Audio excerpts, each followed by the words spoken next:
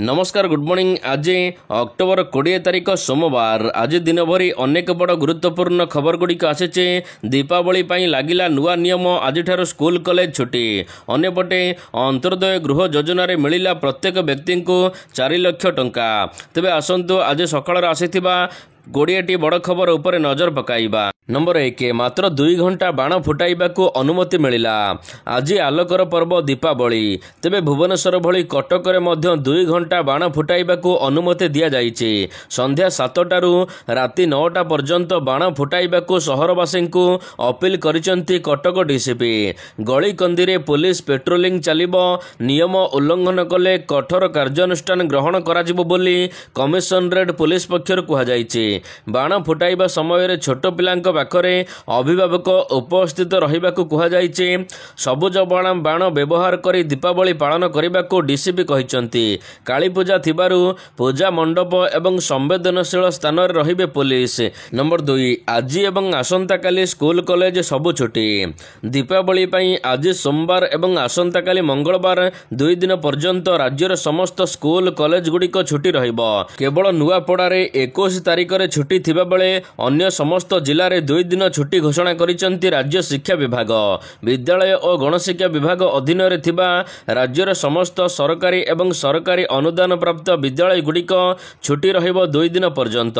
मन कहूछि किछि नुआ करिबा पई हेले पाखरे संबळ नाही। तेबे व्यस्त होंतु नाही। मधुलिका एंटरप्राइजेस एबे बुझिबो आपनक मन कथा। क्षुद्र शिल्प ठारू नै मध्यम शिल्प पई सुलभ मूल्य रे जोगाई देबो। समस्त प्रकार मेसिन और रॉ मटेरियल जहाकु नै आपण सहज आरंभ करि परिबे नुआ एक व्यवसाय। अधिक जानिबा पई आज ही कॉल करंतु। नंबर 3 आज संध्या रे आउ चलिबो नाही आम बस। आज आलोकर पर्व दीपावली। तेबे आज संध्या रे आउ चलिबो नाही आम बस। भुवनेश्वर एवं समस्त जिला जेउठारे आम बस चालुचे आज संध्या ठारू बस चलाचल अपराह्न बंद रहिबो। तेबे दीपावली थिबारु आज समस्त बस सेवा संध्यारू बंद करा जिवो बोली कहा जाइछि। सूचना मुताबिक आज अपराह्न 3टा परठारू सबु बस बंद रहिबो। एहा सहित यात्री माने जेपरी असुविधार सम्मुखीन न हेबे एथिपाई क्रूट पक्षरु हेल्पलाइन नंबर मध्य जारी करा जाइछि। एहा सहित 21 तारिख रे पूर्व भली पुणी थरे सेवा जारी रखिबो मो बस। नंबर 4 21 तारिख बेलू सृष्टि हेब लघुचाप। गत 24 घंटा मध्य राज्य में क्या भाँ किसी स्थान में हल्का धरणर वर्षा होइछि। सर्वाधिक वर्षा रेकर्ड करा जाइछि गंजाम जिले में 61.2 मिलीमीटर वर्षा रेकर्ड होइछि। अन्यपटे 21 तारिख बेलू एक लघुचाप क्षेत्र बंगोपसागर में सृष्टि हेब। यार परवर्ती 48 घंटा मध्य पश्चिम उत्तर दिग को गति करिबो एवं अधिक घनीभूत होई अवपात परिणत हेबार संभावना रही। यह दक्षिण बंगोपसागर केंद्रीय भाग रे एवं यह पाखापाखि पश्चिम केंद्रीय बंगोपसागर आखपाखरे रहिबो। तेबे यार प्रभाव रे ओडिशा उपरे विशेष प्रभाव पड़िबो नाही। ओडिशा रे क्या भाँ किछि स्थान रे वर्षा संभावना रही। उपकूल एवं दक्षिण ओडिशा रे अल्प किछि स्थान रे वर्षा होई पारे। नंबर 5 सुभद्रा योजना को नहीं आसिला बड़ खबर। सुभद्रा को नहीं आसिला बड़ खबर। 18,000 टंका वृत्ति पाउथिले सुभद्रा पाई अयोग्य हेबे छात्री। कौन से छात्री को केंद्र किंबा राज्य सरकार 18,000 किंबा याठारु अधिक टंकार आर्थिक सहायता मिलुछि कि जदि मिलुछि आपण आउ सुभद्रा योजना टंका पाइबे नहीं बाद पड़िबे।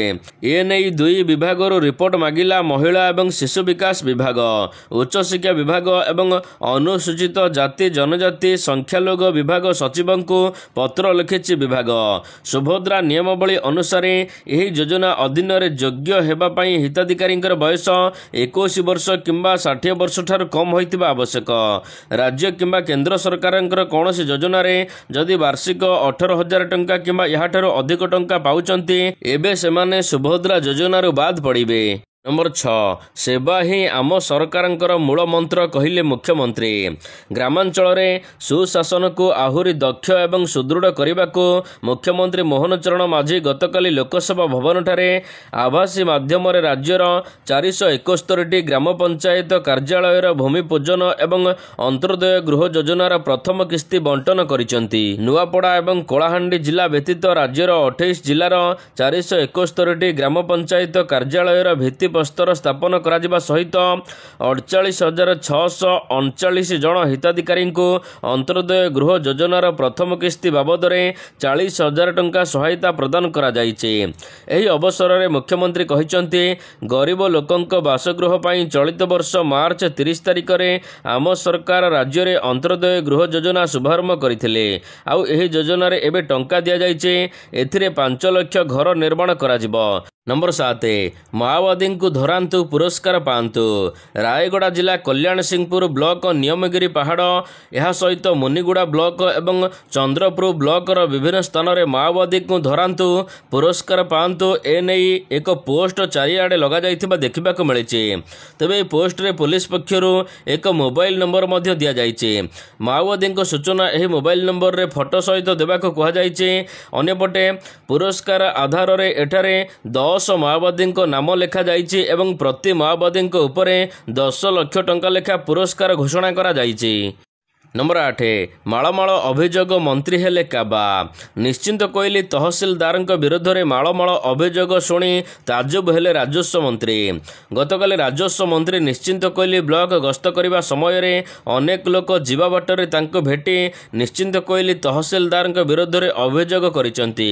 ବିଭିନ୍ନ ଅନିୟମିତତା, ଜନସାଧାରଣମାନଙ୍କୁ ତ୍ୱରିତ ସେବା ଦେବା ପରିବର୍ତ୍ତେ ଖରାପ ବ୍ୟବହାର ପ୍ରଦର୍ଶନ କରିବା, ବିଭିନ୍ନ ସରକାରୀ ଜମି ସଂରକ୍ଷଣ ଆଳରେ ମିଥ୍ୟା କାଗଜପତ୍ର ଦର୍ଶାଇ ତାର ଜାଲି ବାଡ଼ ଦେବା ବାବଦରେ ଲକ୍ଷ ଲକ୍ଷ ଟଙ୍କା ଆତ୍ମସାତ କରିଥିବା ନେଇ ଅଭିଯୋଗ କରିଛନ୍ତି ଲୋକେ। ସେହିପରି ନିଶ୍ଚିନ୍ତ କୋଇଲି ତହସିଲଦାର ତହସିଲ କ୍ୱାର୍ଟରରେ ନ ରହି ଭୁବନେଶ୍ୱର ଯିବା ଆସିବା କରିବାକୁ ବ୍ୟକ୍ତିଗତ କାମରେ ସରକାରୀ ଗାଡ଼ି ବ୍ୟବହାର କରୁଥିବା ଲୋକ ଅଭିଯୋଗ ଆଣିଛନ୍ତି। ନମ୍ବର 9, ନୂଆପଡ଼ା ଜିତିବାକୁ ନୂଆ ରଣନୀତି। ଉପନିର୍ବାଚନ ପାଇଁ କମ୍ପୁଛି ଏବେ ନୂଆପଡ଼ା। 3 ପ୍ରମୁଖ ଦଳର ପ୍ରାର୍ଥୀମାନେ ପ୍ରଚାର କରୁଛନ୍ତି। ବିଜେଡି ପ୍ରାର୍ଥୀ ଗତକାଲି ନୂଆପଡ଼ାରେ ପହଞ୍ଚିବା ପରେ ଶକ୍ତି ପ୍ରଦର୍ଶନ କରିଛନ୍ତି। ବିଶାଳ ଶୋଭାଯାତ୍ରା କରି ପତିଆରା ଦେଖାଇଛନ୍ତି ସ୍ନେହାଙ୍ଗିନୀ ଛୁରିଆ। ତେବେ ଆଜି ନାମାଙ୍କନ ଭରିବେ ବୋଲି ଜଣାପଡ଼ିଛି। ନୂଆ ରଣନୀତି ସହିତ ଆଗକୁ ବଢ଼ୁଛନ୍ତି ବିଜେପି ଏବଂ କଂଗ୍ରେସ ପ୍ରାର୍ଥୀ। ଜୟ ଢୋଲକିଆ ସବୁ ବିଜେପି କର୍ମୀଙ୍କୁ ଏକଜୁଟ କରିବା ସହିତ 15 ମାସରେ ମୋହନ ସରକାରଙ୍କର ଉପଲବ୍ଧି ଲୋକଙ୍କ ପାଖରେ ପହଞ୍ଚାଇବାକୁ ଉଦ୍ୟମ କରୁଛନ୍ତି। ବିଜେପି ପ୍ରାର୍ଥୀଙ୍କୁ ଭୋଟ ଦେଲେ ନୂଆପଡ଼ାରେ କେମିତି ବିକାଶ ହେବ ସେ କଥା ବୁଝାଉଛନ୍ତି। ଅନ୍ୟପଟେ କଂଗ୍ରେସ ମଧ୍ୟ ବଡ଼ ବଡ଼ ସମାବେଶ କରୁଛି, ଛୋଟ ଛୋଟ ବୈଠକ କରୁଛି। ନମ୍ବର 10, ରାଜଧାନୀରେ ଝାଡ଼ଖଣ୍ଡି ନାବାଳିକା ଦୁଷ୍କର୍ମ ମାମଲା। ରାଜଧାନୀରେ ଝାଡ଼ଖଣ୍ଡି ନାବାଳିକା ଦୁଷ୍କର୍ମ ମାମଲାରେ 4 ଜଣଙ୍କୁ ଗିରଫ କରିଛି କମିଶନରେଟ୍ ପୋଲିସ। ମୁଖ୍ୟ ଅଭିଯୁକ୍ତଙ୍କ ସହିତ 2 ଦଲାଲ ଓ ଘର ମାଲିକଙ୍କୁ ଗିରଫ କରିଛି ପୋଲିସ। ନାବାଳିକାଙ୍କୁ କ୍ୟାପିଟାଲ ହସ୍ପିଟାଲରେ ଛାଡ଼ି ଦେଇ ମୁଖ୍ୟ ଅଭିଯୁକ୍ତ ଫେରାର ହୋଇଥିଲେ। ହସ୍ପିଟାଲରେ ଦିଆଯାଇଥିବା ଫୋନ୍ ନମ୍ବର ଆଧାରରେ ପୋଲିସ ଅଭିଯୁକ୍ତଙ୍କ ପାଖରେ ପହଞ୍ଚିଥିଲା। ଜେରା ପରେ ସବୁ ସତ ସାମ୍ନାକୁ ଆସିଛି। ଗିରଫ ଅଭିଯୁକ୍ତଙ୍କୁ ଚିହ୍ନଟ କରିଛନ୍ତି ପୀଡ଼ିତା। ଅଭିଯୁକ୍ତଙ୍କ ବିରୋଧରେ ପୋସ୍କୋ ଆକ୍ଟ ଲଗାଇଛି ପୋଲିସ। ଏହା ସହିତ ଝାଡ଼ଖଣ୍ଡି ପୋଲିସ ସହିତ ଯୋଗାଯୋଗରେ ଥିବା ପୋଲିସ ପକ୍ଷରୁ କୁହାଯାଇଛି, ଜଣେ 16 ବର୍ଷୀୟ ନାବାଳିକାଙ୍କୁ ଗଣଦୁଷ୍କର୍ମ ଶିକାର କରାଯାଇଥିବା ଅଭିଯୋଗ ହୋଇଛି। ନମ୍ବର 11, ଦୀପ ଜାଳି ବିଶ୍ୱ ରେକର୍ଡ। ଦୀପରେ ସଜେଇ ହୋଇଥିଲା ରାମଙ୍କ ନଗରୀ ଅଯୋଧ୍ୟା। ପୁଣି ରଚିଲା ନୂଆ ଇତିହାସ। ଦୀପ ଉତ୍ସବ ପାଇଁ ଭବ୍ୟ ଆୟୋଜନ କରିଥିଲେ ଉତ୍ତରପ୍ରଦେଶର ସରକାର। ଦୀପାବଳିରେ 26 ଲକ୍ଷରୁ ଅଧିକ ଦୀପ ଜାଳି ରାମଙ୍କ ନଗରୀ ଏବେ ଗିନିଜ୍ ବୁକ୍ ଅଫ୍ ରେକର୍ଡରେ ନୂଆ କୀର୍ତ୍ତିମାନ ସ୍ଥାପନ କରିଛି। ଗତକାଲି ସରଜୁ ନଦୀର ବିଭିନ୍ନ ଘାଟରେ 26,11,101 ଦୀପ ଲଗାଯାଇଥିଲା। ଦୀପର ଝଲସିଲା ପୁରା ଅଯୋଧ୍ୟା ନଗରୀ। ଏଥିପାଇଁ ଗିନିଜ୍ ବୁକ୍ ଅଫ୍ ରେକର୍ଡରେ ସ୍ଥାନ ପାଇଛି ଅଯୋଧ୍ୟାର ଦୀପ ଉତ୍ସବ। ନମ୍ବର 12, ଇପିଏଫ୍ଓର ବଡ଼ ଘୋଷଣା। ଦେଶର ପ୍ରାୟ ପ୍ରତ୍ୟେକଙ୍କ ପାଖରେ ପିଏଫ୍ ଆକାଉଣ୍ଟ ଅଛି। ଆବଶ୍ୟକ ସମୟର ବ୍ୟବହାର କରିବା ପାଇଁ ପ୍ରତି ମାସରେ ସେମାନଙ୍କର ଦରମାର କିଛି ଅଂଶ ଏହି ପାଣ୍ଠିରେ ଜମା କରାଯାଇଥାଏ। ବର୍ତ୍ତମାନ ପର୍ଯ୍ୟନ୍ତ ଲୋକମାନେ ଚାକିରି ଛାଡ଼ିବାର କିଛି ସମୟ ପରେ ବିବାହ, ଘର, ଏହା ସହିତ ନବୀକରଣ ପାଇଁ ଅନ୍ୟାନ୍ୟ ଜରୁରୀ ଖର୍ଚ୍ଚ ପାଇଁ ସେମାନଙ୍କର ପିଏଫ୍ ଆକାଉଣ୍ଟରୁ ଟଙ୍କା ଉଠାଇ ପାରୁଛନ୍ତି। କିନ୍ତୁ ବର୍ତ୍ତମାନ କର୍ମଚାରୀଙ୍କୁ ଟିକିଏ ଅପେକ୍ଷା କରିବାକୁ ପଡ଼ିବ। ସରକାର ଏବଂ ଇପିଏଫ୍ଓର ପିଏଫ୍ ଉଠାଣ ନିୟମରେ ପରିବର୍ତ୍ତନ କରାଯାଇଛି। ଏହି ପରିବର୍ତ୍ତନ ଲକ୍ଷ ଲକ୍ଷ କର୍ମଚାରୀଙ୍କୁ ପ୍ରଭାବିତ କରିବ। ପୂର୍ବ ନିୟମ ଅନୁସାରେ ଯଦି ଜଣେ କର୍ମଚାରୀ ଚାକିରି ଛାଡ଼ନ୍ତି ତେବେ ସେମାନେ 2 ମାସ ପରେ ସେମାନଙ୍କର ପିଏଫ୍ ଆକାଉଣ୍ଟରୁ ସମ୍ପୂର୍ଣ୍ଣ ବାଲାନ୍ସ ଉଠାଇ ପାରୁଥିଲା। ମାତ୍ର ନିୟମ ଅନୁସାରେ ପ୍ରଯୁଜ୍ୟ ଥିଲା। ମାତ୍ର ଏବେ ନୂଆ ନିୟମ ଅନୁସାରେ ପିଏଫ୍ ଆକାଉଣ୍ଟ ଉପରେ ନୂତନ ନିୟମ ଅନୁସାରେ ଚାକିରି ଛାଡ଼ିବା ପରେ କର୍ମଚାରୀମାନେ 1 ବର୍ଷ ପରେ ବିବାହ, ଘର ନିର୍ମାଣ କିମ୍ବା ଅନ୍ୟ କୌଣସି ବ୍ୟକ୍ତିଗତ ଆବଶ୍ୟକତା ପାଇଁ ସେମାନଙ୍କର ପିଏଫ୍ ଆକାଉଣ୍ଟରୁ ଟଙ୍କା ଉଠାଇ ପାରିବେ। ନମ୍ବର 13 ଜାଲ୍ ପାସପୋର୍ଟ ରାକେଟ୍ ଠାବ। ପଶ୍ଚିମବଙ୍ଗରେ ଏକ ବଡ଼ ଜାଲ୍ ପାସପୋର୍ଟ ରାକେଟ୍କୁ ପର୍ଦ୍ଦାଫାଶ କରାଯାଇଛି। ଏହି ରାକେଟ୍ ଅବୈଧ ବାଂଲାଦେଶୀଙ୍କୁ ଭାରତୀୟ ପାସପୋର୍ଟ ପ୍ରଦାନ କରୁଥିଲା। ଇଡି ଏହି ରାକେଟ୍ର ମାଷ୍ଟରମାଇଣ୍ଡକୁ ଗିରଫ କରିଛି। ପ୍ରବର୍ତ୍ତନ ନିର୍ଦ୍ଦେଶାଳୟ ଇଡି ଦ୍ୱାରା କରାଯାଇଥିବା ତଦନ୍ତରେ ନକଲି ପାସପୋର୍ଟ ହାସଲ କରିଥିବା 400 ବାଂଲାଦେଶୀ ଅନୁପ୍ରବେଶକାରୀଙ୍କୁ ମଧ୍ୟ ଚିହ୍ନଟ କରାଯାଇଛି। ପ୍ରବର୍ତ୍ତନ ନିର୍ଦ୍ଦେଶାଳୟ କୋଲକାତାର ବିଭିନ୍ନ ଆଞ୍ଚଳିକ ପାସପୋର୍ଟ କାର୍ଯ୍ୟାଳୟରୁ ଏହି ସୂଚନା ସଂଗ୍ରହ କରିଛି। ପଶ୍ଚିମବଙ୍ଗର ନାଦିଆ ଜିଲ୍ଲାରେ ଏକାଧିକ ନକଲି ଭାରତୀୟ ପାସପୋର୍ଟ ରାକେଟ୍ ଚାଲୁଥିଲା। ନମ୍ବର 14 ବିଜୟ ଦେଲେ 20 ଲକ୍ଷ। ଅଭିନେତାରୁ ରାଜନେତା ପାଲଟିଥିବା ବିଜୟ ଥାଲପତିଙ୍କ ଦଳାଚକଟା ଘଟଣାରେ ଏବେ ବଡ଼ ଘୋଷଣା କରିଛନ୍ତି ସେ। ତେବେ ଏଥିରେ ପ୍ରାଣ ହରାଇଥିବା ପ୍ରତ୍ୟେକଙ୍କ ପରିବାରକୁ 20 ଲକ୍ଷ ଟଙ୍କାର ଅନୁକମ୍ପା ରାଶି ଦିଆଯାଇଛି। ଟିଭିକେ କହିଛି ଯେ ଏହି ରାଶି ସିଧାସଳଖ ପ୍ରଭାବିତ ପରିବାରମାନଙ୍କର ଆକାଉଣ୍ଟରେ ଜମା କରାଯାଇଛି। ଏକ୍ସରେ ଏକ ପୋଷ୍ଟ କରି ଟିଭିକେ କହିଛି 49 ପରିବାରକୁ ପ୍ରତ୍ୟେକ ପରିବାରଙ୍କୁ 20 ଲକ୍ଷ ଟଙ୍କା ଦିଆଯାଇଛି, ଯାହା ମୋଟ 7.8 କୋଟି ଟଙ୍କା ହେବ। ନମ୍ବର 15 ଧନତେରସରେ 250 କୋଟି ଟଙ୍କା ବ୍ୟବସାୟ। ଚଳିତ ବର୍ଷ ଆବଶ୍ୟକତା ଏବଂ ନିତ୍ୟ ବ୍ୟବହାର୍ଯ୍ୟ ସାମଗ୍ରୀ ଉପରେ କମ୍ ଟିକସ ସାଧାରଣ ପରିବାରଙ୍କୁ ଆଶ୍ୱସ୍ତି ଦେଇଛି, ବଜାରକୁ ଶକ୍ତି ଦେଇଛି। ତେବେ ମୁଦ୍ରାସ୍ଫୀତି ଗତ 8 ବର୍ଷ ମଧ୍ୟରେ ସର୍ବନିମ୍ନ ସ୍ତରରେ ପହଞ୍ଚିଛି। ଅନ୍ୟପଟେ ଗତକାଲି ଧନତେରସ ଥିଲା। ଧନତେରସ ପାଇଁ ବଜାରରେ ଉତ୍ସାହ ମଧ୍ୟ ଦେଖିବାକୁ ମିଳିଥିଲା। ରାଜଧାନୀଠାରୁ ଆରମ୍ଭ କରି ରାଉରକେଲା, ବ୍ରହ୍ମପୁର, ବାଲେଶ୍ୱର ଏବଂ କଟକରେ କାକଟପୁର ପର୍ଯ୍ୟନ୍ତ ଅଳଙ୍କାର ପ୍ରତିଷ୍ଠାନଗୁଡ଼ିକ ଗତକାଲି ଚଳଚଞ୍ଚଳ ହୋଇଥିଲା।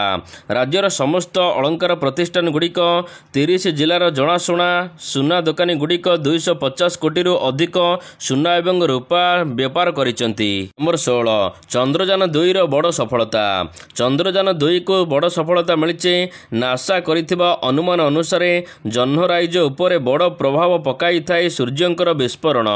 ପ୍ରଥମ ଥର ପାଇଁ ଚନ୍ଦ୍ରର ବାୟୁମଣ୍ଡଳ ଉପରେ ଏବେ ବିସ୍ଫୋରଣ ସୂର୍ଯ୍ୟଙ୍କ ବିସ୍ଫୋରଣର ପ୍ଲାଜମା ବିସ୍ଫୋରଣ ଫଳରେ ଏଠାରେ ପଡ଼ୁଥିବା ଚନ୍ଦ୍ରର ଚାରିପଟେ ବୁଲୁଥିବା ଚନ୍ଦ୍ରଯାନ 2କୁ ଏଭଳି ଖବର ମିଳିଛି। ସୂର୍ଯ୍ୟର କରୋନାଲ ମାସ୍କ ଇଞ୍ଜେକ୍ସନ ଏହାର ସାମଗ୍ରିକ ଚାପକୁ ବଢ଼ାଇ ଦିଏ ବୋଲି ତଥ୍ୟ ସଂଗ୍ରହ କରିଛି ଚନ୍ଦ୍ରଯାନ 2। ନମ୍ବର 17 ବ୍ରହ୍ମୋସ କିଣିବାକୁ ଭାରତ ସହିତ ଗୁପ୍ତ ଚୁକ୍ତି। ଅପରେସନ ସିନ୍ଦୁର ପରେ ଭାରତର ବ୍ରହ୍ମୋସ ସୁପରସୋନିକ୍ କ୍ରୁଜ୍ କ୍ଷେପଣାସ୍ତ୍ର ପାଇଁ 4000 କୋଟି ଟଙ୍କାର ଏକ ଚୁକ୍ତି ସ୍ୱାକ୍ଷରିତ ହୋଇଛି। ଭାରତୀୟ ପ୍ରତିରକ୍ଷା ମନ୍ତ୍ରୀ ରାଜନାଥ ସିଂ ଶନିବାର ଦିନ ଏନେଇ ଘୋଷଣା କରିଛନ୍ତି ଯେ ବ୍ରହ୍ମୋସ ଏରୋସ୍ପେସ୍ ପାଇଁ 4000 କୋଟି ଟଙ୍କାର 2ଟି ପ୍ରମୁଖ ରପ୍ତାନି ଚୁକ୍ତି ସ୍ୱାକ୍ଷରିତ ହୋଇଛି। ରିପୋର୍ଟ ଅନୁସାରେ 2ଟି ଅଜଣା ଦେଶ ସହିତ ଚୁକ୍ତି ସ୍ୱାକ୍ଷରିତ ହୋଇଛି।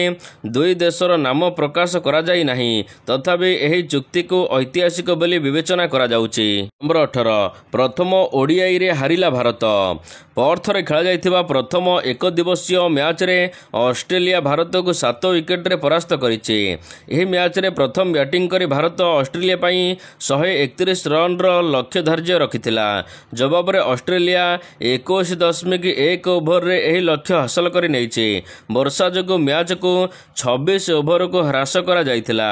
ପ୍ରଥମେ ବ୍ୟାଟିଂ କରି ଟିମ୍ ଇଣ୍ଡିଆ 26 ଓଭରରେ 9 ୱିକେଟ୍ ହରାଇ 136 ରନ୍ କରିଥିଲା, କିନ୍ତୁ ଡିଏଲ୍ଏସ୍ ନିୟମ ଅନୁସାରେ ଅଷ୍ଟ୍ରେଲିଆକୁ 131 ରନ୍ର ବିଜୟ ଲକ୍ଷ୍ୟ ଦିଆଯାଇଥିଲା। ନମ୍ବର 19 ଇତିହାସ ରଚିଲେ ରୋହିତ ଶର୍ମା।